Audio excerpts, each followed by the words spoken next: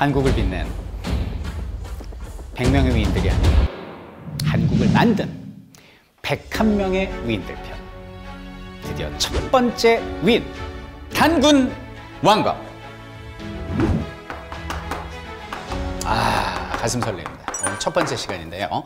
이 단군 왕검, 이 분에 대해서 우리가 좀 이야기를 해보도록 하겠습니다.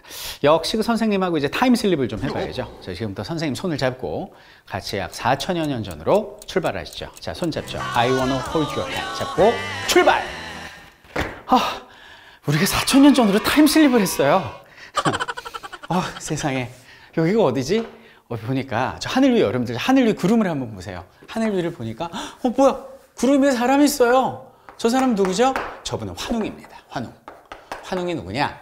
하느님의 아들이죠. 하늘님의 아들. 여기는 환웅이 사람을 너무 좋아해서, 지상에 있는 사람을 너무 좋아해서 같이 살고자 바람과 구름과 비를, 즉 농사를 주관하는 신들을 데리고 쫙 하고 내려오고 계십니다. 그래서 환웅이 꿈꿨던 세상은 어떤 세상이냐? 정말 넓으홍, 이익할 때 이익, 인간에게 널리 이익이 되는 세상을 만들고 싶다. 이 홍익인간의 정신을 설파하러 그분이 내려오신 거죠. 그래서 이 홍익인간의 정신은 우리가 알고 있는 훗날 고조선의 건국이념이 된다. 이렇게 보시면 되겠습니다. 자, 그래서 이제 환웅님이 내려와서 잘 살고 있는데 소문을 들은 거예요. 야, 하늘님의 아들이 오셨대.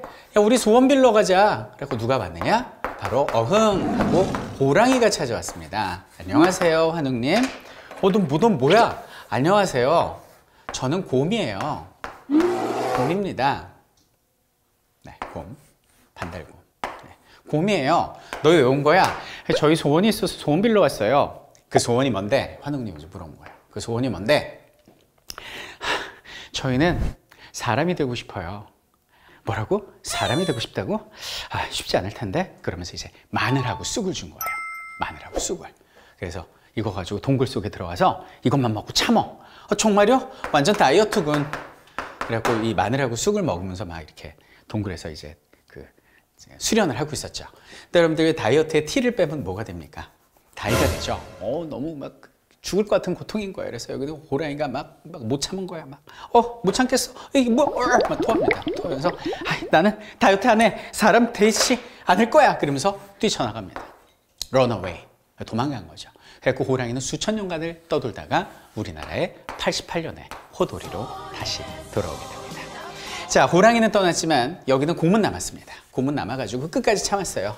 사람이 되고 싶다, 사람이 되고 싶어. 참다 보니까 너무 배고파갖고 막 배고파, 못 참겠어, 하다가 여기는 곰이 드디어 아리따운 여인으로 변하게 됐어요.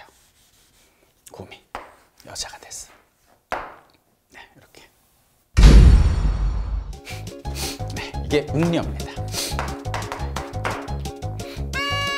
그래서 웅녀가 사람이 된 거예요. 자기도 너무 놀란 거잖아. 사람이야. 근데 나 이렇게 사람이 됐는데 배필을 만나서 가정을 꾸리고 싶어 이 생각을 한 거죠. 그때 짜잔 하면서 멋진 배필이 나타난 거죠. 나 어때요? 왕자님이 나타난 거예요. 왕자님이. 어머, 당신은 누구세요? 나는 환웅이랍니다. 하나님의 아들이 어떻게 육신을 가지죠? 내가 사람의 몸으로 잠깐 변신했지롱. 저와 함께 사랑하실래요? 그러면서 여기는 환웅과 여기는 웅녀가 사랑을 해요. 그래서 뿅 하고 태어났습니다. 누가 태어났을까요? 바로 단군 왕검이 태어났다. 이게 이제 우리가 알고 있는 단군 신화, 단군 이야기가 되겠습니다. 자, 근데 여기서 우리가 꼭 알아야 될 건 뭐냐면 내가 볼 때 이 이야기는 누가 만들었을까? 여기는 단군 왕검과 그 주변인들, 지배자들이 자신들의 지배의 정통성, 명분을 인정받기 위해 만든 어떤 일종의 하나의 그런 그 전설 같은 신화가 아닐까 이렇게 추정해 보는 것이죠. 자, 어쨌든 이게 이제 우리 민족의 뿌리인 단군 왕검이고 이 단군 왕검의 후손들이 이제 오늘날 우리인 거예요. 그러니까 우리의 시조야. 아버지, 할아버지 쫙 올라가다 보면 여기는 단군 왕검이 있는 거예요. 그런데 이 단군 왕검의 이야기가 잊혀집니다. 사라져요. 중국 기록에만 남아 있습니다. 선생님 무슨 얘기예요? 우리의 뿌리인데 단군 왕검을 왜 기록을 하지 않는다는 얘기예요? 그럼 언제 기록됐는데요? 단군 왕검이 고조선을 통치했던 그 시대로부터 한 3000년 정도가 지나 3000년 정도가 지나잖아요. 그럼 고려시대입니다. 고려시대 말에 우리의 조상은 단군이야 라는 걸 기록하는 분이 등장을 하세요. 그게 누구야? 왕이야? 국가관리야?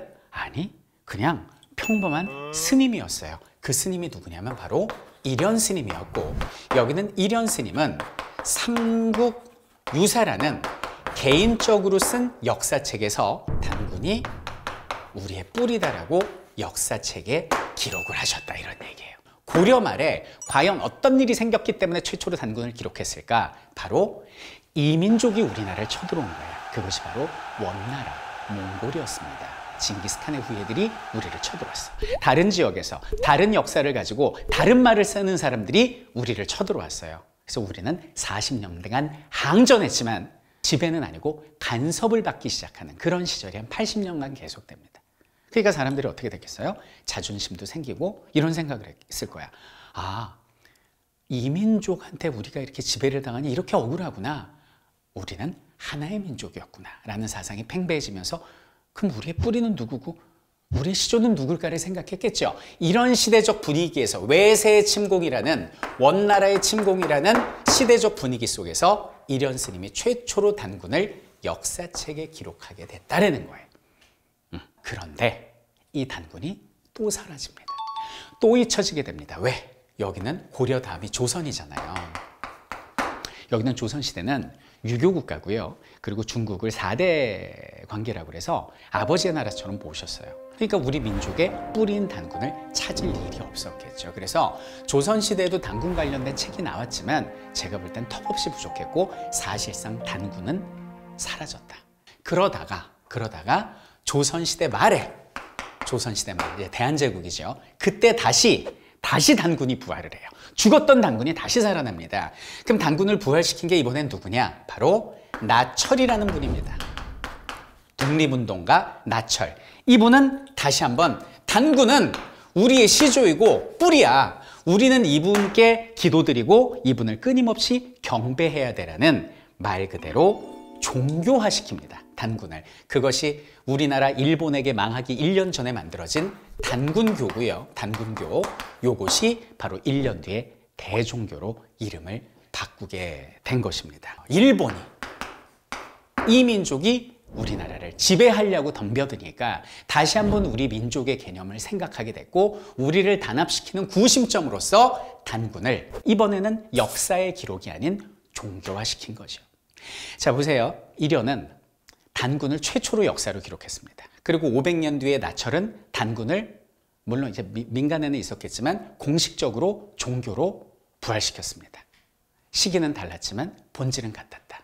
이 민족이 우리를 괴롭히던 시기, 우리 내부를 단결시키고 민족의 자존감을 높이기 위한 그 수단으로서 단군을 부활시킨. 이련은 많이 알죠. 오늘 이 순간, 지금 이 순간, 여기는 나철 선생님도 우리가 꼭 기억해야 할 것입니다. 여기는 나철의 단군교, 즉 대종교는 파급력이 어마어마했습니다. 이 대종교 만들어지고 1년 뒤에 우리나라가 망해요. 일제강점기입니다. 이건 간섭이 아니라 강점기예요. 나라가 망했어. 이 나라가 망했는데 망한 나라를 되살리고자 독립운동가들이 등장하죠. 그 독립운동가의 정신적 지주가 된 게 단군교예요. 그래서 그 만주에 중광단이라고 있었거든요. 나중에 그 김좌진의 북로군정서 들어봤죠? 그래가지고 저 청산리 대첩에서 그냥 일본군을 섬멸해버리잖아요. 그 북로군정서의 정신적 지주가 된 것이 여기는 단군교가 되고요. 그리고 이제 10년 뒤에 3.1운동 벌어지죠. 그 3.1운동에도 지대한 영향을 끼쳤다는 거예요. 자, 1919년 3월 1일 여러분들 기미독립선언서만 기억하시는데 약 57개의 독립선언서들이 만들어져서 배포되고 낭독되는데 그 중에 많은 부분에서 여기는 단군의 흔적을 엿볼 수 있다. 제가 자료 가져와 봤습니다. 자, 볼게요. 여기 보시면 자, 반만년 역사의 권위를 장하여란 말 나오죠. 자, 두 번째 봅니다. 반만년 신성한 역사와 나오죠. 자, 또 다른 독립선언서. 자, 기원 4252년 조선 건국 4252년 계속 우리 자, 또 볼까요? 우리는 4000년 역사의 국가이고 자, 4300년의 장관 역사. 이게 지금 뭐예요? 우리나라 역사가 반만년이라는 얘기가 뭡니까? 자, 보세요. 만약에 단군을 우리가 부정하면 우리 역사는 2000년이에요. 왜냐하면 삼국시대가 2000년 전이잖아. 그런데 단군을 인정하고 고조선을 시조로 삼는 순간 우리 역사는 4000여 년, 줄잡아 반만 년이 되는 거예요. 이 개념에 여기는 나철의 단군교가 큰 영향을 끼쳤다는 거죠. 그래서 여기는 3.1운동에도 반만 년 역사가 이야기되고 3.1운동이 낳은 우리나라 독립의 구심점이 뭐예요? 대한민국 임시정부잖아요. 그래서 대한민국 임시정부에서는 그 전에 이제 민간에서 단군에 대한 제사 지내고 했을 거 아닙니까? 근데 그것을 공식화시킵니다. 그래서 건국 기념일을 만들고 그것이 오늘날까지 전해져서 대한민국 정부가 그것을 하늘이 열린 날 개천절이다 이렇게 정하고 이것을 우리가 지금도 기리고 있는 거예요. 10월 3일이죠. 여러분들 지금까지 개천절 하면 어떤 생각을 하셨습니까?